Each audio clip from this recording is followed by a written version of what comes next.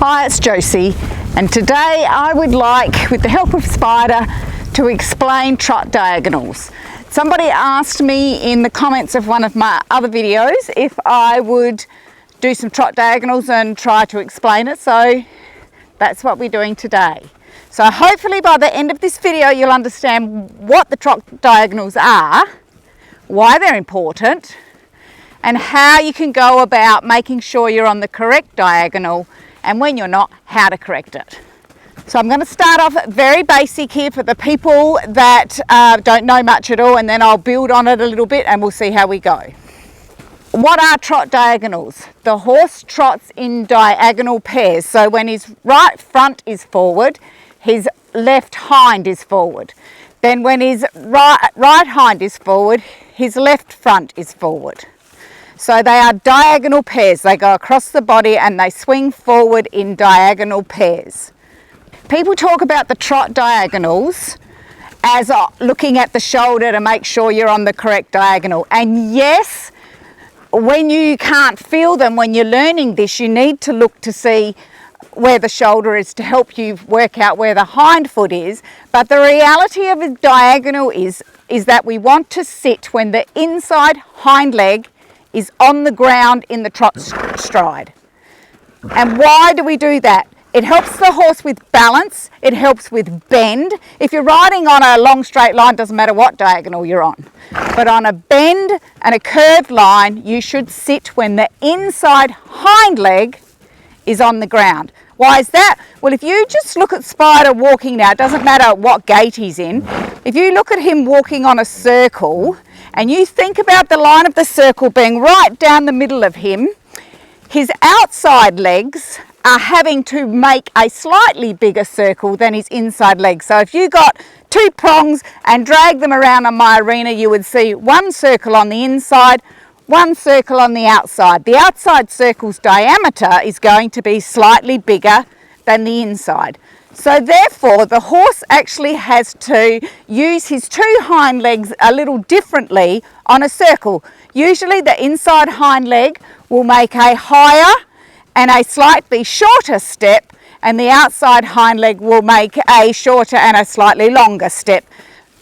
Not seeable to the eye, but that's what they have to do. So also on a circle or a bent line, therefore the horse's hind leg takes a little bit more weight as he's coming through the corner. Now I want you to think about yourself, and if you're at home, stand up and do this. Put your weight on your right leg, so stand tall with weight on both legs. Put your weight on your right leg and then bend to the right. You'll find that you'll feel all your weight going down through that leg. Now stand with your weight on your left leg and bend to the right, and even on him, this feels awkward. So just try that and you'll see why we like to add our weight to the horse's weight when his inside hind leg is on the ground.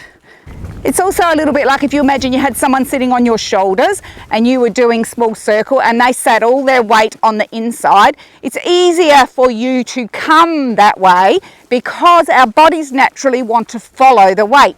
If you're trying to go this way and they're sitting on the outside, your outside shoulder, you're going to be falling out.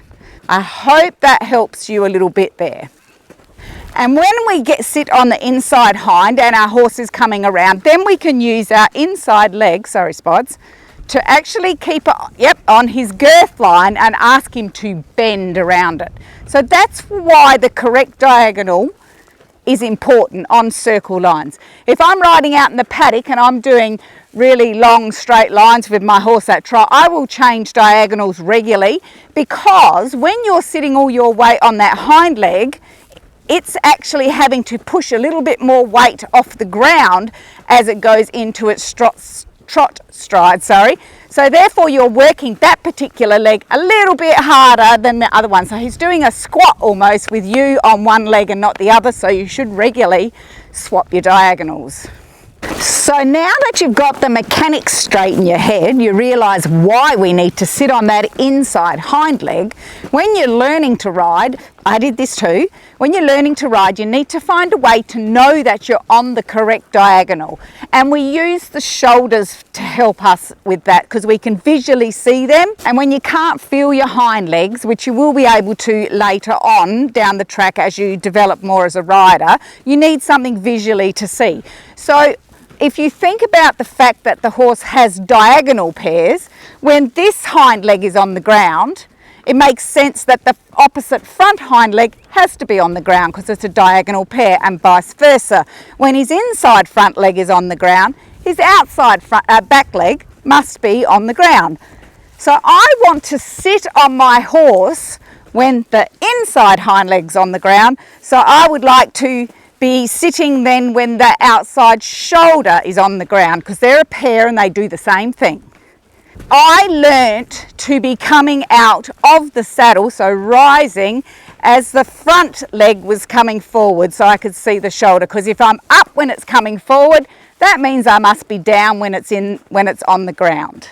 So if I'm up when it's forward, I must be down when it's on the ground. And that leg correlates to that leg. If you're at the very beginning of your journey here, and you are just learning trot and you don't have a rising trot, and you don't have a good stable rise trot that you can do without thinking about it, don't worry about diagonals. I'm a big believer in just learning one thing at a time, because otherwise you make it too hard for yourself and it takes you 3 or 4 times as long, whereas if you get one thing right in your head and then move on and build on that, it's the same way we train the horse, one thing at a time, one letter, then we put words together, then we put phrases, then we tell a story.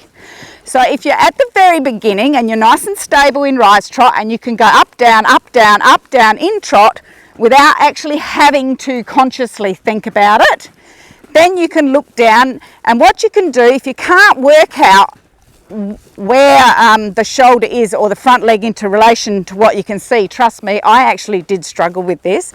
You can just pop your hand there and you can feel when his shoulder goes forward, forward, forward, and see what you can see and imprint that little bit on your brain. So I know now that it's forward, forward, forward, forward, forward. So that means the hind leg is coming forward, forward, forward. So once you know what the shoulder looks like, I come up, remember, when the shoulder's coming forward, because that then means that when I sit down, the shoulders are, the foot's underneath him, which correlates to his inside hind leg being on the ground. So what you do is look, literally look. So when you look down to see where the shoulder is, try not to anyway, look like this, because if you look what happens to my saddle, see, as soon as I've done that, I've tipped myself out of the saddle, I'm falling forward, I've lost all my balance, I'm in the ejector seat position, God forbid should spider shy, I'll be just ejected out of the saddle. So you need to get in the habit of just literally looking down your nose. You can tip your head down a little, but even that will change your seat. But in the beginning, you'll need to probably have a good look. So tip down and look at where the shoulder is so that you can work out which diagonal you need to be on. So I've said that you need to be sitting on the inside hind leg when that touches the ground, which means you need to be sitting when the outside front leg touches the ground, the diagonal pair. So I learnt it that I would come up as the outside front leg would come up and the shoulder would be going forward. Therefore, I would be sitting when the shoulder was underneath the horse, and that meant the hind leg was on the ground. So let's see what that looks like. So now you can see I'm coming up, and we're going to concentrate on the shoulder because that's what you can see, but just know that it's actually all about the hind leg, not the shoulder, but we use what we can see. So I'm coming up as it comes up and I'm down as it touches the ground. If I were to be on the incorrect diagonal, I would be sitting on the ground when the outside hind leg touches the ground. So I'll show you what that would look like. So now I'm on the incorrect diagonal. So if you look, you will see that I'm sitting in the saddle as the outside hind leg touches the ground and therefore the inside front leg. You just need to practice this until you get it right. And if you're anything like me, it might take you a little while to get it, because I certainly didn't get it initially. I couldn't actually see what was going on with the shoulder. It didn't make any sense to me. If you're on the incorrect diagonal like I am, how do you then get onto the correct diagonal? Well, you need to sit for 2 bumps, because you're going to sit on the outside hind leg and then you're going to sit on the inside hind leg as you go bump, bump, and then you rise, and that puts you on the correct diagonal. So what I would do while you're learning to do that is I would just go around and learn to sit for 2 bumps before you even worry, are you correct, incorrect. This will help you get the feeling of going sit, sit. Because what you'll find is you'll sit for 3, sit for 4, you won't have sat for 1, you think you will, and it just takes a little while to get the whole feeling of it. So you can count if you like, make up 1 and in the saddle the number 2. So you go 1, 2, 1, 2, 1, 2. Then when you want to change, you can go 1, 2, 2, 1, 2, 1, 2, 1, 2, 1, 2, 2, 1, 2, 1, 2, 1, 2. That might make it a little bit easier for you. So make sure you get that and you can do that okay. And then you can worry about your diagonals. And they come into play when you're doing serpentines or changing in and out of the circle.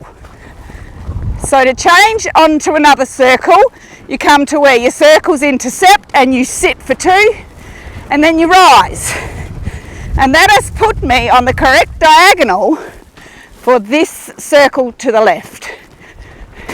I really hope that helps. If you've got any questions, pop them in the comments and I'll be sure and answer them for you. And thanks for watching.